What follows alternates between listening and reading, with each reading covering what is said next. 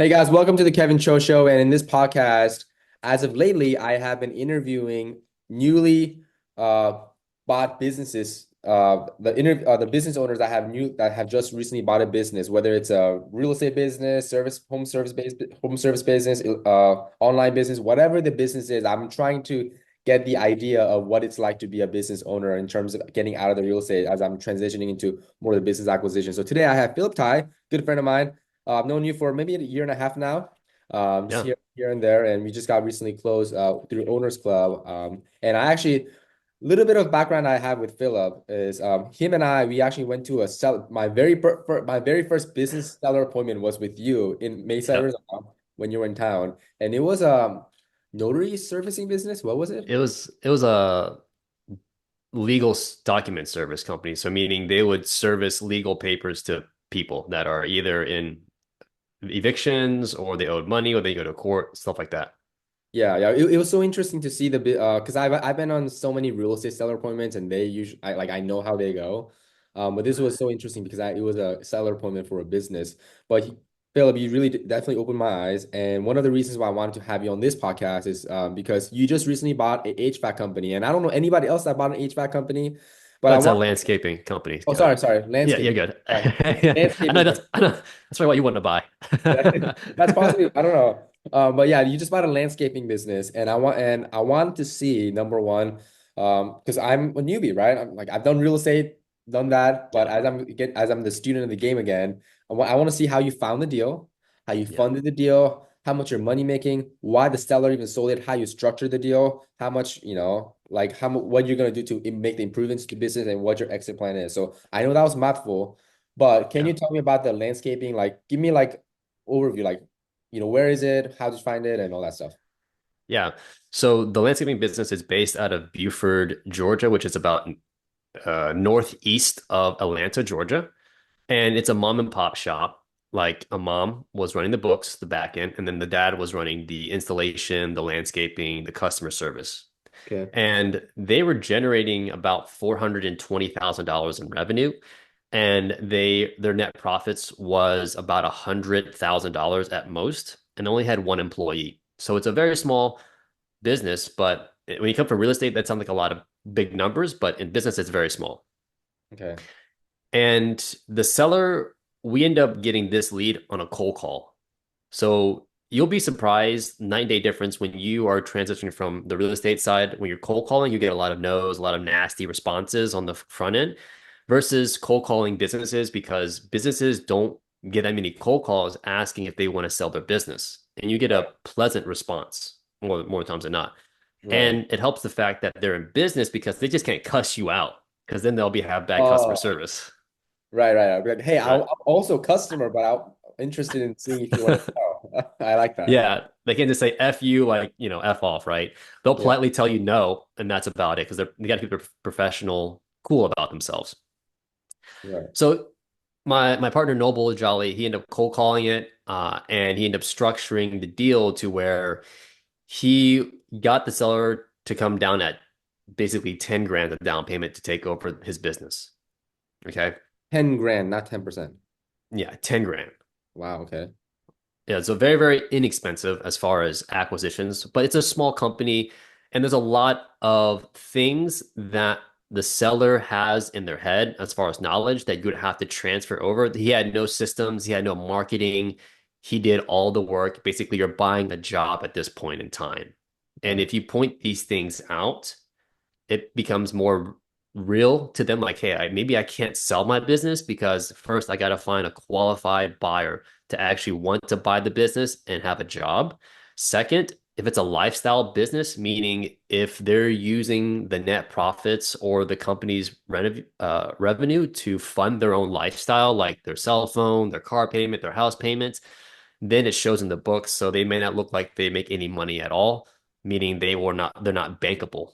So they Right. wouldn't even get a loan. Like an end buyer couldn't get a loan. Right. So you add all these things and it creates doubt in the buyer in the seller. So this is where you can structure a long-term seller finance, we call it an annuity deal, which is Annuity is a same thing long-term. as seller finance. Yeah, we call it annuity structure because baby boomers understand annuity because if you think about it, if you get an annuity like fund manager, you put money into this fund and then it pays you over time. And it basically is long-term seller finance, in my opinion. Uh, so long-term seller finance is like not really long-term as far as real estate is concerned. It's more like they'll fund it for like 5 to 7 years. Maybe you get 10 years if you're lucky. But we end up structuring a deal where it was 4 years seller finance, and the seller would be on the job to do a knowledge transfer about 90 days, and then they could work under 20 hours because we still need to get that customer relationship balance to be handed off to us.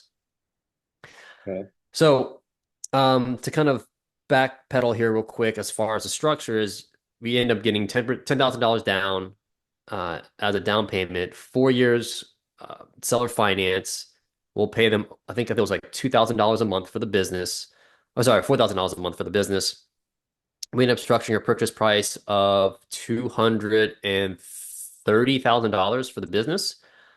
And my job and my partner's job, we were going to dispo this. We were going to wholesale this business because it was just too small for us. Because anything $100,000 and below, like as net profits, it's very hard to hire a manager to run the business for you and to really just operate it in a more efficient way. So I ended up posting this particular deal in Protege, which is a community of business acquisition buyers, and I ended up coming across an operator named Forrest Schwartz, and he's based out of Pennsylvania. And his own business at the time was marketing. He was marketing for bowling alleys. He's very good at marketing, and he's done some landscaping before, and he actually had landscaping marketing experience for another friend of his. And so he took a look at the business and asked some questions about it. And at the end, we agreed to a $15,000 wholesale fee assignment to Forrest. But then he also threw in a little kicker saying, "Hey, I'll give you the 15 grand, but I'll also give you guys 10% equity each, so a total of 20% to be in the business to be able to acquire other businesses like this, if not bigger, so we can do a roll up, meaning just combining the newly acquired business together to generate more revenue and more net profits." So that was a sweet offer that we couldn't refuse. So we ended up taking that offer, and then Forrest started to negotiate with the seller in regards to the actual offer, and he got the offer down to zero down. So we got his deal with zero down, and then we actually got paid the working capital in the business at closing. So how we structured that zero down payment was that the seller actually wanted to have some of the tools and equipment that was in the business that are a little bit older. So for us into structure, saying the fact like, hey, you can keep that equipment. Let's just take it off on the down payment and then also a little bit on the purchase price because it was actually more than $10,000. So we ended up buying the business for like right around like I think 210, something like that, 210, 220, and then zero down. So you bought the equipments too? Yeah, so with the business, everything comes with the business. The equipment, the trucks, the mowers, the blowers, the trimmers, everything. Okay. Yeah. So that came with the business. I mean, inventory comes with the business, book of sales comes with the business, um, vehicles, furniture, etc., depending on what you negotiate. Now, for smaller companies, it'll determine what they have, right? And so that's what we end up negotiating on. And the closing is like the craziest closing ever. We basically Forrest hired his attorney to draft the paperwork and documents, and then we presented them to the sellers at like a church for them to go over review it, and then we went back to their house, the seller's house, and we closed at their kitchen table. What does a closing look like? Is it because I sold when you sell real estate, you go through title company, but Yeah, when I sold all my real estate, I sold it as an LLC, right? I sold it as a business. So I right. did amendment change on the ownership, and then like the operating agreement was amended, and also there was a UCC lien filed against the LLC, so I'm protected on Yeah. this finance. But like, what kind of paperwork do you get involved? It was a regular purchase and sales agreement. But before that happened, we actually did an LOI to make sure that they were agreeable to what we were presenting. And then once they were agreeable, then we basically formulated a purchase agreement based on the LOI, had an attorney draft the documents. And from what the attorney was telling us, like, you don't have to go to the attorney's office. You don't have to go to any like attorney's office to close. You can just close on the kitchen table or anywhere you want. And then as long as all parties agree and sign, like you can just keep the documents and then you just transfer assets. I'm like, that's it? Like there's like no notary, there's no nothing. They're like, no, you don't have to. I'm like, that's crazy. That's insane. So we ended up doing that. I mean, I have a photo of us closing on the kitchen table at the seller's house. It was just crazy. Wow. So I know. none of these get recorded anywhere?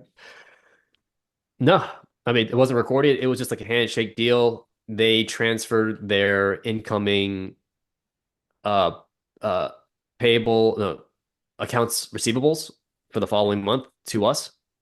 And that was about 25,000 dollars worth of capital that they were going to collect. And then we transferred over the bank accounts. And then we just basically did an asset sale, meaning we're buying all their assets of the company, of that business, and then transferred over to a new LLC. So that way we're not held any liabilities because the company's been around for, 20 plus years. And so we didn't want to buy stock ownership of their LLC. We just want to start a new LLC and then buy the assets of the company. Okay. How do you tra so is this business been around for 20 years, and I'm sure they have you call it routes? Would you call them routes? Yeah, Contracts? routes, clients. Yeah, you can say, well, we call them clients, customers, right? Because he had a lot of clients and customers that he's been serving for, many, many years. And that whole process of transferring is very delicate because all of his knowledge was in his head and like it just wasn't in a system. Okay. So what's the process like to transfer the knowledge? Yeah, it's a very tedious process, and the process is basically you sit down with the seller and you go line by line. Who's this? What address is for? Yeah, you go through all that for mom It's and gotta be pop. a You joke. Oh my literally, God. How many like all the clients you have to he has to memorize like okay so like this person doesn't like his long cut that's short but this client is yeah, okay.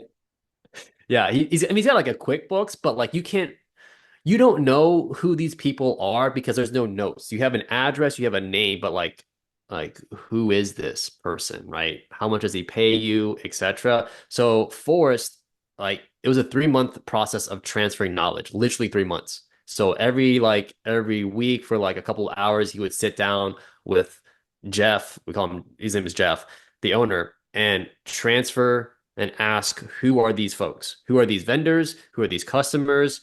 And then how much they pay you, all that. So we had to transfer all that into a system. Yeah, Wow. How yeah. many clients did he have?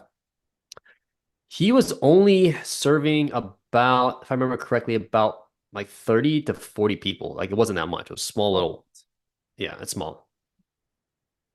And I mean if he I mean it was just him installing everything so I'm sure there's Yeah, would you yeah. say landscaping business is seasonal?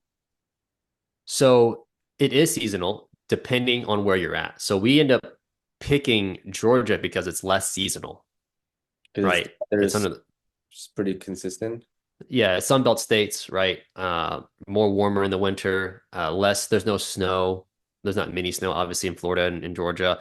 So we end up picking that, on purpose. So we want to build out a landscaping company across those Sunbelt states because it's more stable.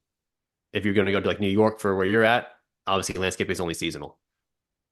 Yes, yes. 100%. Let me put this. I want to talk about this because you said you had a partner that was cold calling. Where did you get the list from?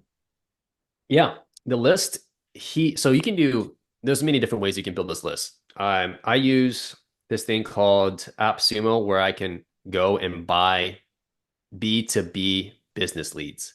So the one that I'm using right now is like a yellow page scraper, and I can type in whatever business I'm looking for in whatever city I'm looking for. And it'll basically scrape the yellow pages and it will bring back the name of the business, the email, and then also the phone number.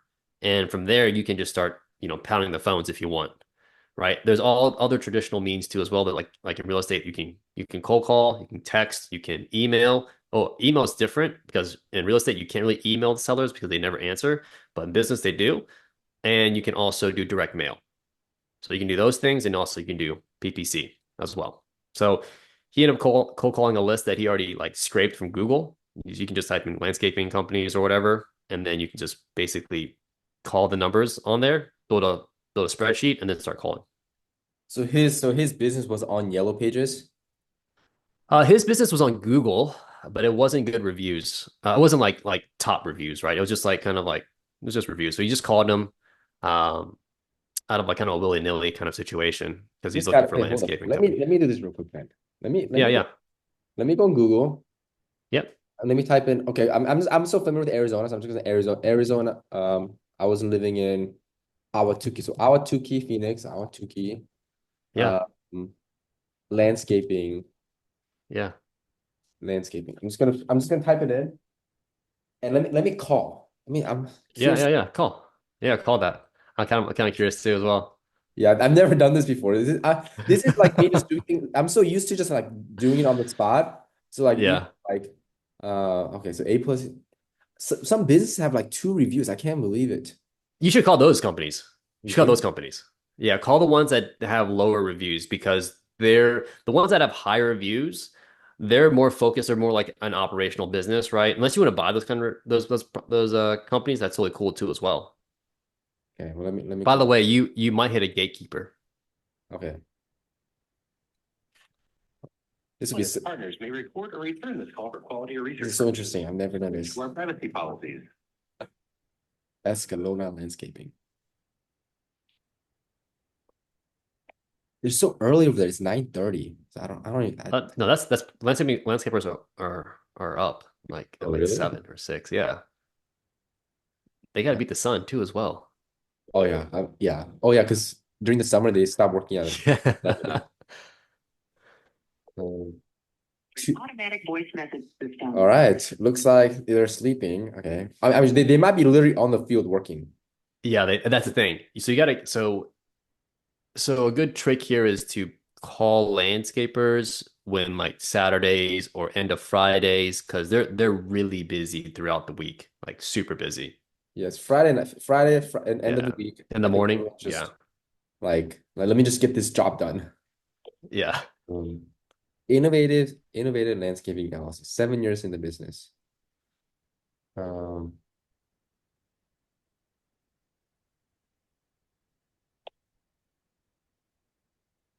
I probably shouldn't. Innovative landscaping. How can I help you? Hi, my name is Kevin. I live here in Ahwatukee. I live here in the loop on off of Warner and the freeway.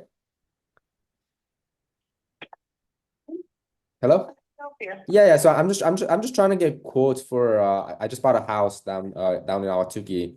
I just bought a house here. I got a lot of I also I have a lot of plants and stuff. So number one, I'm interested in kind of your services, but I'm also interested a couple things is are you guys by any chance selling your business? No, we're not. Okay, yeah. I was just curious because my partner and I we have a small landscaping business down in Philly, so we were just curious. But okay, so you guys where do you guys mostly service? You guys mostly service like the loop? We service the entire Phoenix metropolitan area, depending on your needs. Okay. So, for Okay. instance, we don't do maintenance out in Ahwatukee, but we do hardscaping, irrigation, depending on what we're looking at. Okay. Got it. Okay, well let me give you a call. Sorry, I completely forgot that I have another call at 9:30. So let me give you a call after this. Sounds great. Thank you. Thank you. Okay, that was not the Yeah. best call, but Yeah, you yeah. want to That sell was probably it? a gatekeeper. It's probably a gatekeeper. Yeah. But actually that was interesting because I'm pretty sure that it was like it went directly to somebody's direct line, you Yeah. know? Um Yeah. so that's how the cold call went. Cold call goes more like in the fact like if you're able to So kind of how I structure the calls, like since I used to have, we can do a couple of things here. You can do consult for equity as another avenue that you can do to quote unquote acquire equity in the business. Yeah, So yeah. let's say you're really good at marketing, right? You can say, hey, landscaper, just out of curiosity, my name is Phil Tai, and I wanted to see if you're interested in growing your business or exiting your business. So you're giving Okay. them like two choices, right? Like, do you want to grow your business first and foremost, like scale it up to grow more revenues, or if you haven't thought about that, like you're interested in selling your business. And a lot of times they're like, huh, I haven't thought about selling my business because this is like all they've known, right? This has been their baby for the last 20, 30 years. They don't see Right. anything doing anything else. And growing their business, they may not have the ability to grow because their capacity of managing folks and hiring folks is outside their skill sets. So Right. if you're able to offer them an additional, source of revenue, they could take it, or they could, say, no, I'm not interested at the time. That's totally fine. He's going to be called back later. So that's kind of how I set up the call. But if I do get an interested, if I get an interested buyer, then I'll just kind of go into asking about what they do, how many employees they have, what are the roles and responsibilities of their employee, what's the roles of them, like what do they do on a daily basis as an owner, how many customers do they have, does any of the customer make up like 20 to 30% of the revenue? If so, like who's that customer? Are you more residential? Are you more commercial? Who do you service more? How do you acquire customers? Like, do you do any marketing? Is it all word of mouth? Or do you have like an actual agency? And then there's also, is there any real estate involved in the transaction? Do you rent or do you own? What kind of service do you provide? There's a lot of other additional questions that you can ask as far as the company itself. There's also other nuances, but at the most part, if you ask those high level questions, you'll get an idea of if you're buying a job or if you need to hire somebody to fill in the gaps, or if you need to actually if you're actually buying an actual legit company that you can operate as an investor. Interesting. Okay. Yeah. Yeah. Okay. So you had somebody scrape the Google slash Yellow Pages and possibly even Yeah. Yelp, and you just look at all the landscaping businesses, and you would just cold call them basically. And I'm sure Yeah. the conversion rate is a lot higher. I'm sure you don't have to call 500 people to 500 businesses to get one deal. Well, it really depends because depending on what you are looking at, if you understand the business, like landscaping people are always busy from like morning to like probably the whole day. And you're probably gonna have to call them right around 5 to 6 o'clock when they're winding down. So that's the rub there, right? But you might be able to get lucky and call somebody like in the middle of the day. I think a better way to do it is more like PPC, um, pay per click. I use Facebook ads, and it's been a lot more easier to just get motivated sellers. My cost per lead is like under $6 nationwide. Is that one of your businesses? You set up PPC for other business owners? We actually, so like full transparency, we end up doing so well on our landscaping business that we wanted to add a landscaping marketing business to it, but we recently shut that down after like 2 or 3 months because we've been taking our focus off of our landscaping company and then more onto the landscaping marketing company. So we basically cut that off because, well, it just didn't make sense. But we were doing that. But now we're just going to do more cold calling outreach and then also broker outreach as well right Okay. now. Um, why did the owner sell? Retiring? Yeah, a lot of these baby boomers are looking to retire. This guy's like basically in his 60s, 65, and he's basically doing hard labor. It doesn't make sense for his body to do that. And he also had adopted Korean kids too, by the way,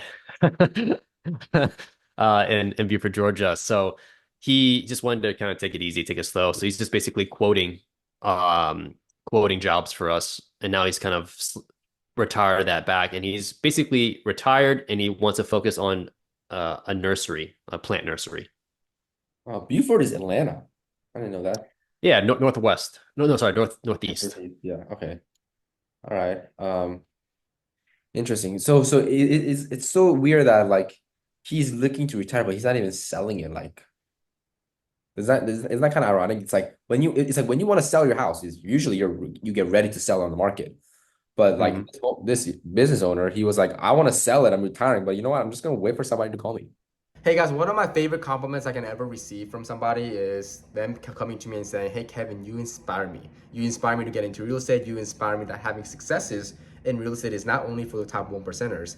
And you know, I look back at it. I'm like, I started my first business at 19. I bought my first house at 21. I built a $12 million portfolio and did 200 creative finance deals at the age of 23, and I'm getting into buying existing businesses at age 24. And I realized recently that I touch a different type of crowd. I touch a younger generation crowd because when kids don't really listen to their parents, and which is a reason why I am launching the futuregeninvestors.com.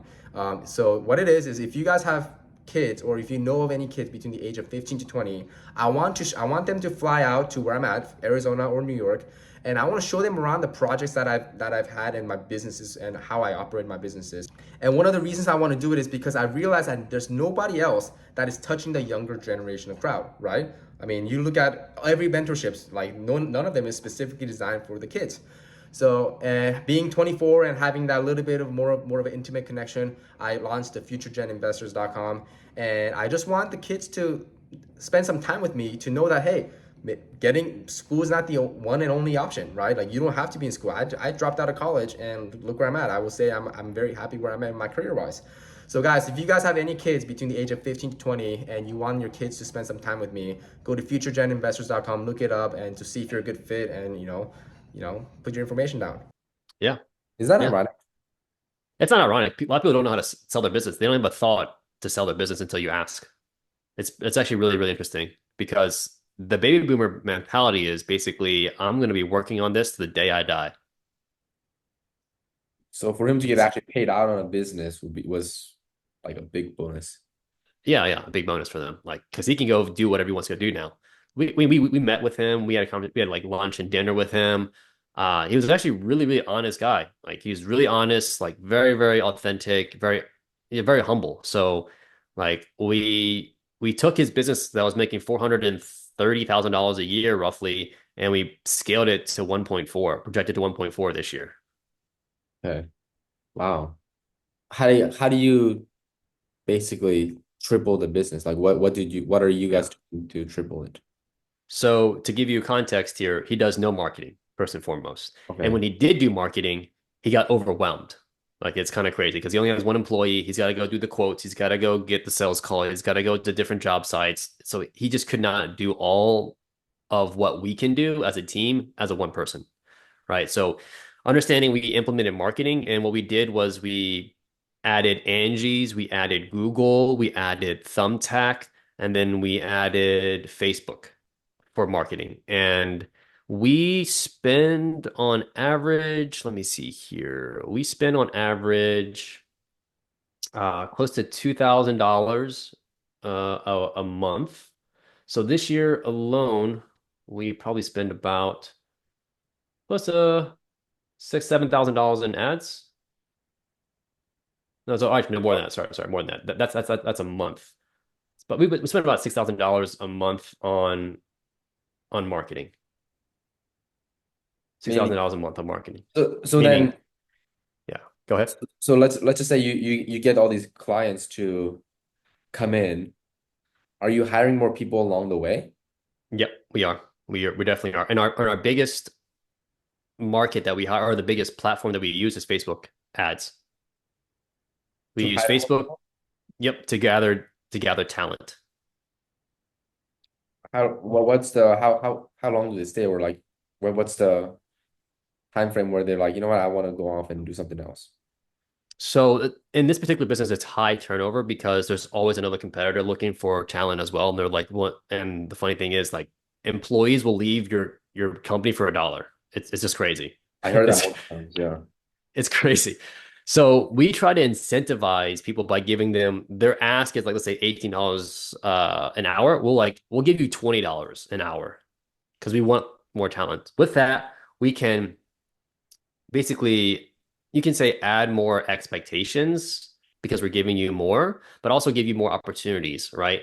So we've gotten I would say like 80 to 85% of our employees have came from Facebook ads. And how we structure that, how we do that is that we actually film, like do video work on what we're doing as a job site, and then run that like little small like short clips as ads. Like, hey, this is what we do. This is how professional we are. Like, the whole t-shirts, company t-shirts, etc. We run that as our marketing ads, and we run it as our employment ads.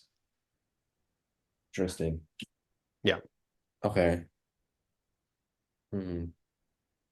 And at the same time, like we're also doing Google. Like he didn't have a my Google business page at all. So we heavily focused on that. So we built out the whole website. We put it on Google. It took us about probably like 30 days to get like vetted and verified from Google. And then we started basically incentivizing our clients to leave reviews. After the job was done, we would give them like Starbucks card to give us reviews. We would do like all different kind of things during our meetings. And to speak on the meeting side of things, like our team leader meetings, people that have ownership of the business and sales teams, we would do an EOS, entrepreneur operating system meeting, level 10 meeting every single week to basically keep track and go over everybody's goals for the quarter and then see where we might need help with the business operations or any other category. So that really kept everybody on track and met goals. And if we didn't meet those goals, then we just understand like, hey, how can we help? Interesting. That's so Yeah. interesting. I'm curious, like when you like I'm looking at assisted living facilities right now, and Hmm. in order for you to run assisted living facility, you need to have a permit. Like the building that you're operating in needs to have a permit. So like, and that permit is registered maybe with the county, the city, I don't know. But with like landscaping business, like is there a specific way you can just find like all the landscaping businesses in a certain place? I know you did mention, I don't know what it was. You said you were scraping more yellow pages, but like is there a Yeah. specific, like can you go to the county and pull all this data? Like foreclosure, you can pull it from the county, Uh, no problem. You know what I mean? yeah. I haven't pulled any list from like let's say like a business license registry because it's more of an LLC. So a landscaping business, you don't need a license to operate as a landscaping. Exactly. But for Yeah. example, if you're a if you are a HVAC company or like a electrician company, then you have to have like a certain license, like a master electrician or a master plumber license, and that's registered with the professional license departments or whatever you want to call it in Virginia. But I don't know if you can pull that list per se. So that's something that I had to look into. But that's a good idea, actually. I haven't thought about that. Yeah, because if you can pull up, I mean, I'm sure if there are 100 businesses, Yeah. and I'm just spitballing, like maybe 50% of the business is not even on Google. It's literally word of mouth. But like Yep. they have it registered with, whatever.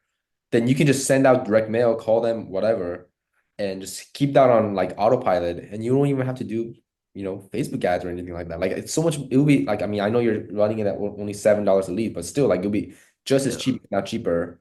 And like you would keep in the same list. So I mean, I'm just kind of spitballing because like when you come from real estate background, like this is like what I think about.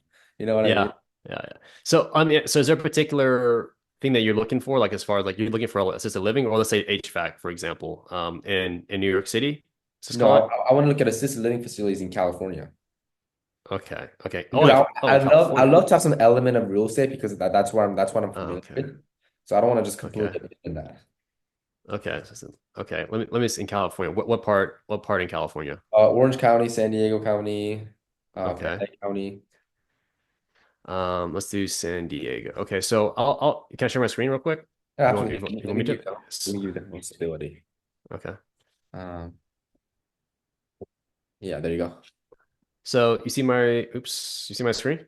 Yeah. So it's like a yellow lead scraper that I can do. I can start scraping, right? I can just do assisted living, right?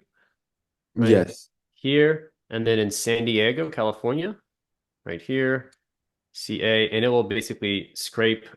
So I've scraped landscaping. So it's going to scrape like assisted living facilities. And I could basically have the numbers are right here, right? And it's gonna scrape until it stops, until it finds whatever it needs to find. The emails, it's a hit or miss sometimes, but you have a website that they have right here. and I could basically, it tells me the year they've been in business for, Wow. and then and I can just pull this list once it's done running. So it's already seeing 300 businesses, but I can just pull this list. I can kind of filter it out and see, which one is legitimate because some of these homes, some of these assisted living facilities may not be actually living facilities. But I can just double check with that based on the company's name right here, right?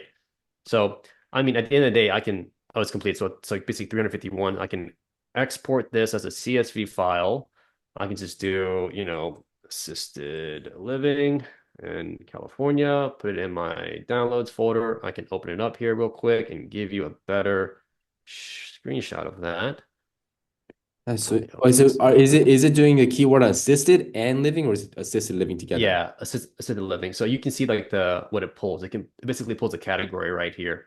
So it's got assisted living, elder care services, and then they have living facilities.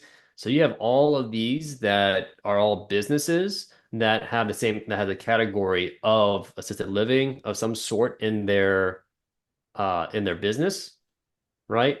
And then you have the website on the yellow pages. So if I want to go like to say the first one, because I've never done this before, I can Gosh, click on I the feel like yellow people pages. born after 2000 don't even know what yellow pages are. Yeah, yeah, it's kind of crazy, right? I can see if this one right here is so assisted care facility now open, and it has like the facts, their neighbors, like it gives me an idea of like what it is. You should So sell this software. Did you build this? no, I didn't build this. I actually bought it on AppSumo. I bought it on AppSumo. It's like a lifetime one price for a lifetime access. It's like $80. But there's So I only can yellow search. pages? Yeah, it's only Yellow Pages, but I mean, Yellow Pages has got a lot of businesses. It's got a lot of businesses, surprisingly, Are you to my sure? surprise, right? Yeah, I don't even like know. all. I never even heard of assisted yellow pages until like when I actually got into the ATM business, and then like, yellow pages called me saying, "Do you want a spot on yellow pages?" I was like, "No, nobody even knows that." There's a lot. So like I can search like HVAC companies too as well. Dude, it pops up like crazy. And you just call them. They have the numbers right here. Right here. All the numbers right there. The emails are obviously shoddy. Um, How and accurate is the address, like the physical address? It's pretty accurate, you say, right? Yeah, I think it's pretty accurate. I haven't mailed any mailers out there, but for the most part, I can look them up on their website and they will show their address too as well. Like, okay, it matches. So yeah. So this is a great, you know, AppSumo, and then you can just find it on there. Sumo. Wow. Yeah. Okay. AppSumo. I never even heard of that. Yeah. Yeah, that's so yeah, that's good. That's a because if they're on yellow pages, they're probably old school. Yeah, they're old school. That's what we want. You want like so it's like the value add, right? Like you want to buy a house that has dilapidation, distress, and you know what to basically do. Same thing for business. If an owner is like in the not millennial, in the baby boomer stage, they don't have anything like any systems in place. All they do is handwrite everything. You can implement like go high level in their business. You can implement like an actual salesperson. You can implement processes. Like it would change the business so rapidly. It's crazy. This is stupid good. This is stupid. Like you're just getting so many things fired up in me. Like because the Yeah. good thing is like I already have all the backend system figured out. Like I know how Yeah. to I can send out mailers, cold text, cold message, cold call message, all that stuff. I already done it. Mhm. So it's already built out. So all I gotta do is just take that data and just boom, you know? Yep. So yeah, Exactly. yeah. So, like when it comes down to what we end up implementing in our business was we added marketing. That was the fuel to the growth of that we experienced. Uh, Basically 3x the business. We also also added a salesperson to take in the calls and make the calls to folks in a sales process because a lot of businesses don't have a sales process.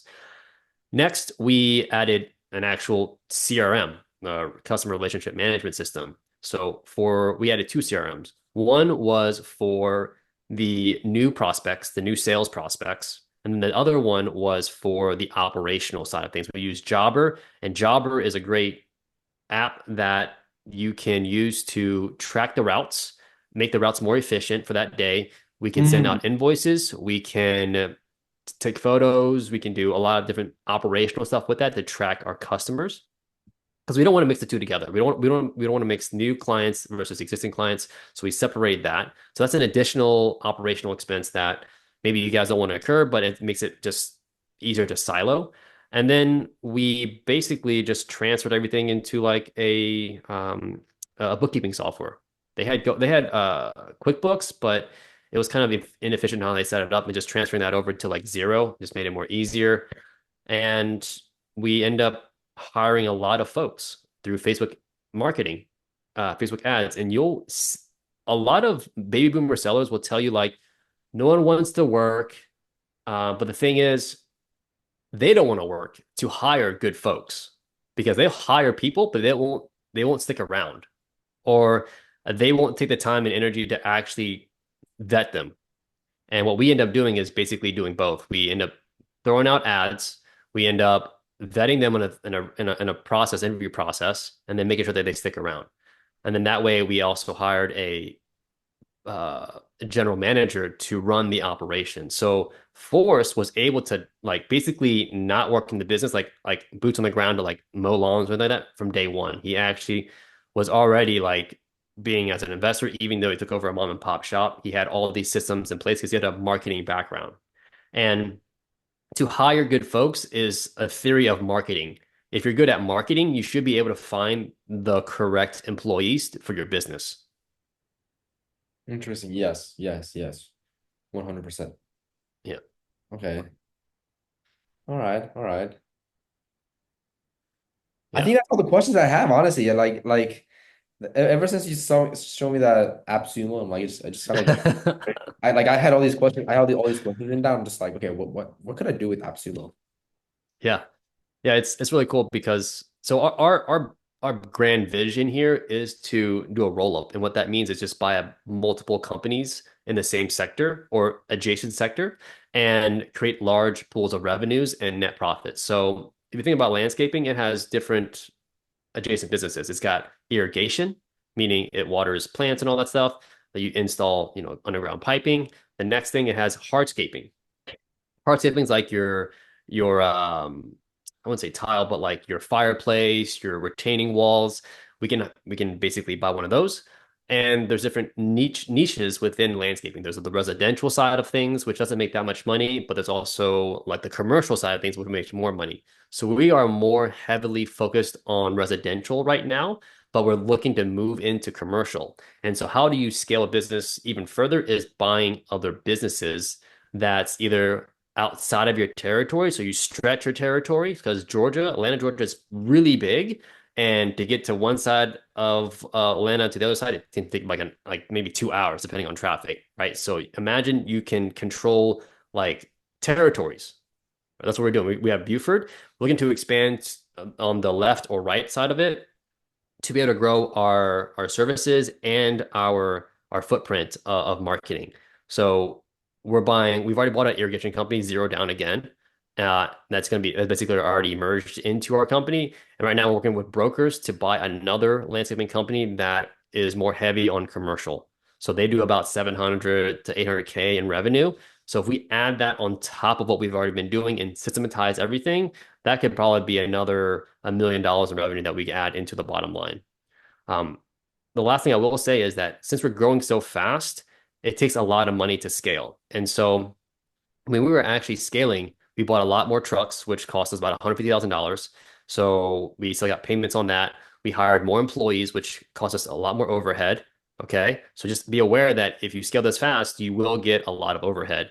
And the last 2 months hasn't been the best for us because we have to understand our cash conversion cycle, meaning if we get work and the clients don't make a down payment or some sort of payment for us to put them on our calendar, then we're stuck paying for the overheads of employees, gas, tools, everything that you come with the business, utility payments, all that stuff. So we are actually bleeding until we get that customer to pay for us, right? So we've learned that the hard way, the cash conversion cycle, you have to like nail down so that way you can continue to scale your business and grow your business while you are getting new clients. So I think the last 2 months we've been bleeding about in between 20 to 15,000. Now we're basically stabilizing it back down to like net positive because we just got a huge job for hardscaping. So we got like a $70,000 job that basically covers that bill. So just understand that like it's not like that easy to scale a business. It's really hard, actually. Right. Yeah. So what's a typical turnout? 30 to 45 days to get money to get your money out? So so right now we've implemented in order for a client to be on our calendar, you have to put a 50% down payment. Okay. So just to help with the conversion, the cash conversion cycle, to get paid and make sure the business is operational and we're not putting money back into the business. You ever have to put a lien on a house? No, Like, not yet. what was that one of the things? Like, I mean, he had 30 to 40, you know, customers. I mean, like, did you factor when you were doing your due diligence, did you ever look at, okay, how many liens does he have on clients? I don't think we didn't do any research on that, just a full transparency, but understanding Jeff, he's a very simple person. So I don't think he put any liens on any properties. Like he didn't understand seller finance. He didn't understand any of that. So I don't think he would go to the whole process of putting a lien on someone's property for like $50 on like their yard didn't cut. You know what I'm saying? Like that's like a huge Yeah. waste of time. Yeah. Because if you did, then like, you'd be like, all right, then well, let's put that into the equation. Freaking foreclose on a Yeah. house, bunch of money. But yeah, I mean, Yeah. it's just so interesting to see how many avenues you can scale a business, and I mean, growing a business from scratch, and at the same time building it and then scaling it. Like those are all three different things, right? Like Yeah. like things that you would do to grow a business is very different than things that you do to scale a business. So, but I think as we're nearing the end. Yeah. Um, I'm getting more and more clarity the more I talk about business with you and other people Yeah. that I've had on my podcast. So I just want to say thank you so much. I mean, Yeah, man.